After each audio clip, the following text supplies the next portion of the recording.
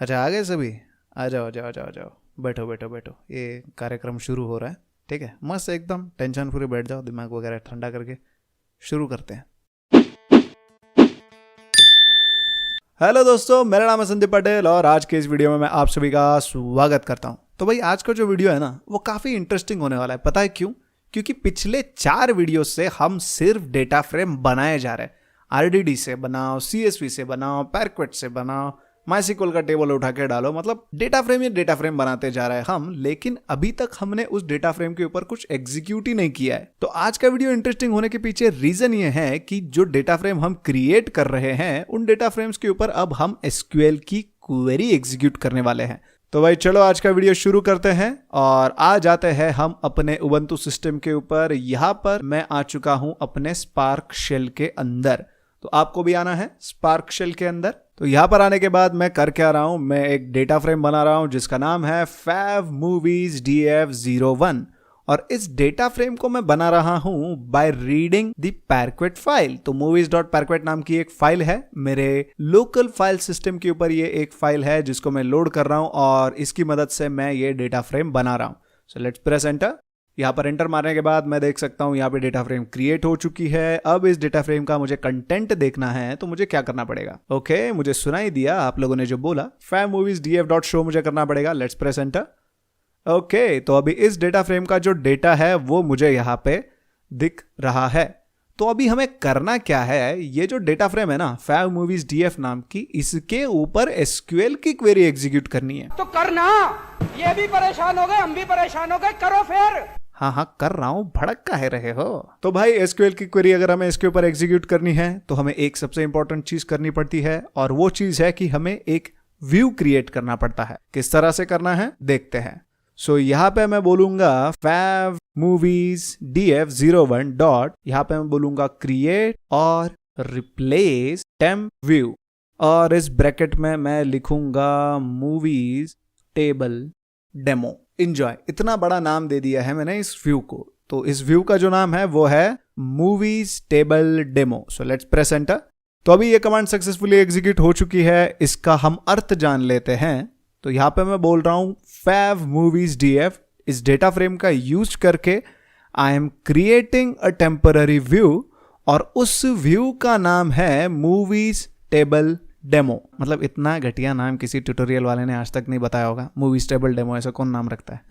तो अगर मुझे देखना है कि मेरा मूवीज टेबल डेमो नाम का जो व्यू है वो क्रिएट हुआ है कि नहीं, उस पर्पस के लिए मुझे करना पड़ता है spark.catalog.listTables और उसके आगे मैं करूंगा शो। Let's press enter. तो यहां पर हम देख सकते हैं कि मूवीज टेबल डेमो नाम का जो व्यू है वो क्रिएट हो चुका है जिसका टाइप है टेम्पररी। अभी आप लोग सोच रहे होंगे कि हम एक डेटा फ्रेम ले रहे हैं, फिर हम उस डेटा फ्रेम की मदद से एक व्यू बना रहे हैं। तो व्यू हम क्यों बना रहे हैं?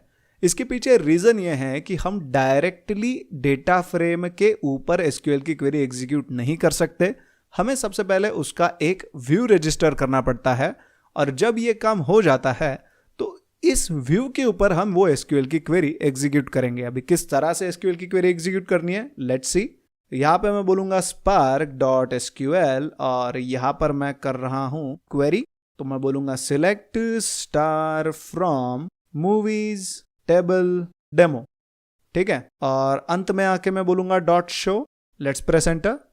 यहाँ पर हमने जो क्वेरी की है उस क्वेरी में हमने व्यू का नाम पास किया है, ना कि डेटा फ्रेम का।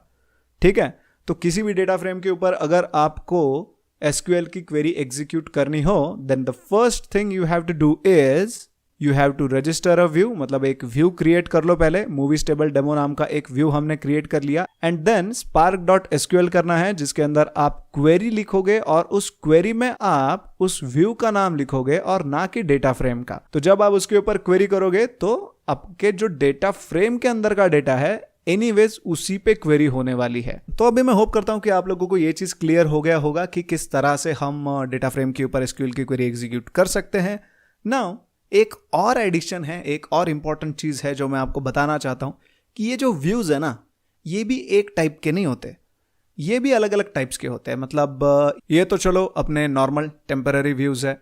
There is something called global temporary view.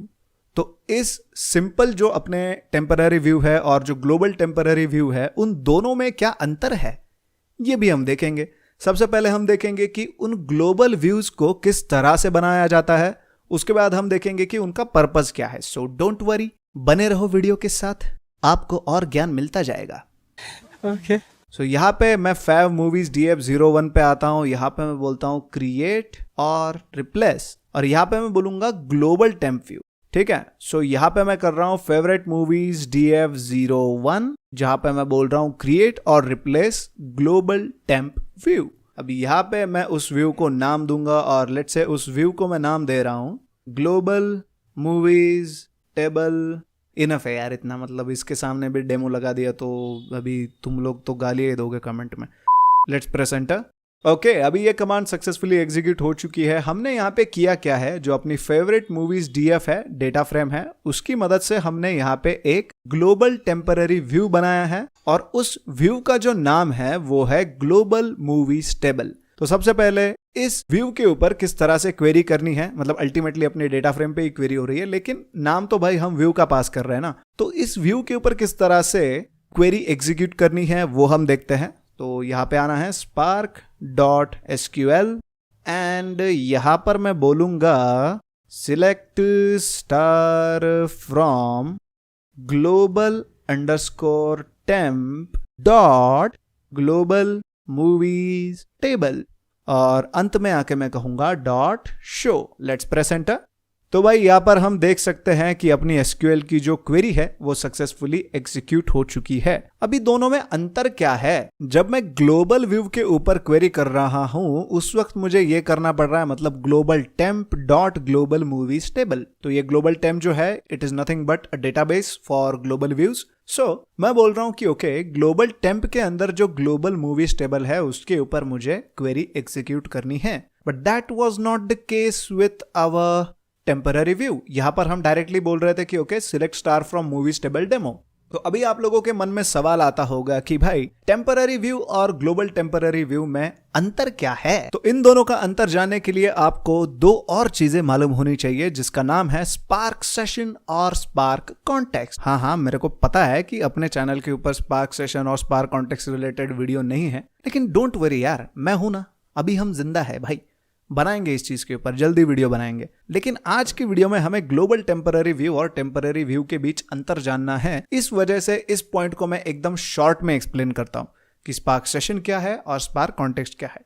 अभी समझ लो, एक स्पार्क का एप्लीकेशन है, उस एप्लीकेशन के अंदर you can have multiple spark sessions, but mostly you have one spark context. ऐसे नहीं है कि हम मल्टीपल स्पार्क कॉन्टेक्स्ट नहीं रख सकते अपने एप्लीकेशन में, but it is not recommended. Okay तो अभी अगर मैं स्पार्क सेशन को एक्सप्लेन करने को गया तो बस इतना समझ लो कि लेट्स अज्यूम कि आपके पास 3 यूजर्स है और अपने पास एक एप्लीकेशन है, और हर यूजर को आपने अलग अलग सेशन दे दिया है, मतलब यूजर 1 का एक सेशन, यूजर 2 का एक सेशन, यूजर 3 का एक सेशन। सो ये अलग अलग सेशंस होते हैं जिसे हम कहते हैं स्पार्क सेशन। तो ये जो ग्लोबल व्यू है ना, वो हर सेशन में प्रेजेंट रहते हैं, मतलब हर सेशन को अवेलेबल होते हैं ये ग्लोबल टेम्पररी व्यूज। और जो टेम्पररी व्यूज है वो बस जिस सेशन से क्रिएट किए गए हैं उस सेशन को एक्सेसिबल होते हैं, या फिर उस सेशन जब तक चालू है तब तक वो व्यू है, वो सेशन खत्म, व्यू का कार्यक्रम खत्म। अगर उस चीज को मैं आपको प्रैक्टिकली समझाने को गया तो हमें एक और स्पार्क का सेशन क्रिएट करना पड़ेगा। तो प्रेजेंटली अपना एक स्पार्क का सेशन है जिसका नाम है स्पार्क, जो मैं हमेशा भोगते रहता हूं कि भाई ये स्पार्क सेशन का ऑब्जेक्ट है, स्पार्क सेशन का ऑब्जेक्ट है, लेकिन तुम सुनते नहीं हो, क्या करें। तो यहां पर देखो, ये एक अपना स्पार्क सेशन है, ठीक है। तो मैं क्या करूंगा, मैं एक नया सेशन बनाता हूं और उसे मैं नाम देता हूं val new _ ses, ठीक है। काफी मजेदार लग रहा है नाम, ये इतना ही रखता है। और यहां पर मैं बोलूंगा spark dot new session. Let's press enter. तो अभी न्यू ses नाम का एक और सेशन अपने पास अवेलेबल है। तो अभी मुझे समझ में लेना है, अभी मुझे डिफरेंस समझना है ग्लोबल व्यू, मतलब ग्लोबल टेम्पररी व्यू और टेम्पररी व्यू के बीच में। तो अपने पास अभी 2 सेशन है। सो हमें ये एक चीज पता है कि जो स्पार्क नाम का सेशन है ना, इसी सेशन की मदद से हमने उस ग्लोबल टेम्पररी व्यू को भी बनाया है, और इसके पहले जितने भी व्यूज थे, मतलब मूवीज टेबल डेमो वगैरह समथिंग, वो एक टेम्पररी व्यू था, वो भी हमने इसी स्पार्क सेशन के ऑब्जेक्ट की मदद से बनाया है, मतलब इसी सेशन के थ्रू बनाया है। तो मैं यहाँ पे करता हूँ spark.sql और यहाँ पर मैं क्वेरी एग्जीक्यूट करूंगा अपने नॉर्मल जो अपना टेम्पररीली व्यू जो हमने क्रिएट किया था उसके ऊपर, ठीक है। सो select star from movies table demo. बहुत ही घटिया नाम दे दिया यार मैंने इसको, बहुत टाइप करना पड़ रहा है यार, ठीक है। लेट्स प्रेस एंटर, ठीक है। तो अभी ये जो स्पार्क सेशन का ऑब्जेक्ट है इसके ऊपर जब मैं बोल रहा हूं कि ठीक है इस स्पार्क सेशन के ऑब्जेक्ट से मैंने क्वेरी एग्जीक्यूट की है इस टेम्पररी व्यू के ऊपर, तो मुझे यहाँ पे दिख रहा है डेटा, ठीक है। मतलब ये जो व्यू है ये मेरे इस स्पार्क सेशन को विजिबल है, मतलब एक्सेसिबल है। तो अभी सेम चीज मैं करता हूं न्यू सेशन जो अभी हमने अभी क्रिएट किया है, न्यू ses.sql, और यहां पर मैं इसके ऊपर एक क्वेरी एग्जीक्यूट करने की कोशिश करता हूं। Select star from movies table demo और अंत में आके मैं कहूंगा .show और लेट्स प्रेस एंटर। तो अभी इसने मेरे को सीधा सीधा एरर दे दिया और एरर का जो डिस्क्रिप्शन है उसमें अगर मैं जाता हूं तो मुझे दिखाई देता है यहां पर ये बोल रहा है कि टेबल और view movies table demo not found in database default. क्या करने का अभी, नाचने का क्या? तो भाई अपना जो नया सेशन हमने क्रिएट किया था न्यू ses, इस सेशन को तो भाई अपने टेम्पररी व्यूज नहीं रीड कर पा रहा ये सेशन। तो अभी हम एक काम करते हैं, जो अपना पुराना सेशन था ना, मतलब spark.sql, इसकी मदद से हम अपना जो ग्लोबल व्यू था उसके ऊपर फिर से क्वेरी करते हैं, ठीक है। तो मैं बोलूंगा select star from global temp, global underscore मैं बोल रहा हूं यहाँ पे टेम्प डॉट, अपने डेटाबेस का नाम, सॉरी अपने व्यू का नाम क्या था यार, बहुत ही घटिया सा नाम दे दिया था मैंने इसको, ग्लोबल मूवीज अंडरस्कोर टेबल, ऐसा कुछ तो भी दिया होगा, global underscore movies underscore table.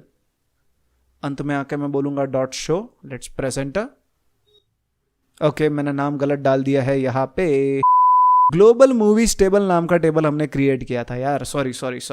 तो अभी हम क्या करते हैं, जो अपना पुराना स्पार्क सेशन का जो ऑब्जेक्ट था उसकी मदद से जो अपना ग्लोबल व्यू जो हमने क्रिएट किया है उस व्यू के ऊपर हम क्वेरी करते हैं। तो यहाँ पर आप देख रहे हो मेरा जो पुराना जो स्पार्क का सेशन है, मतलब स्पार्क सेशन .sql, और यहाँ पर मैं क्वेरी दे रहा हूँ और क्वेरी में कर रहा हूँ मेरे ग्लोबल व्यू के ऊपर जो मैंने रजिस्टर किया था। So let's press enter.